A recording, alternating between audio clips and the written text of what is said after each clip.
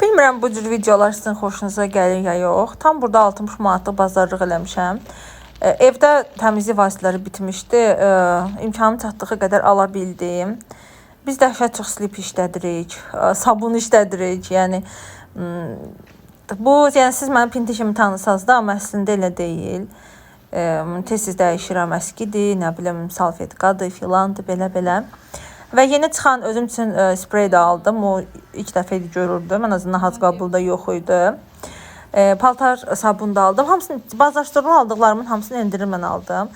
Tərəvəzləri artıq marketdən almıram. Burada məhəllə marketi var. Düşüb oradan alıram. Orada həm qəşəng olur, sveji olur.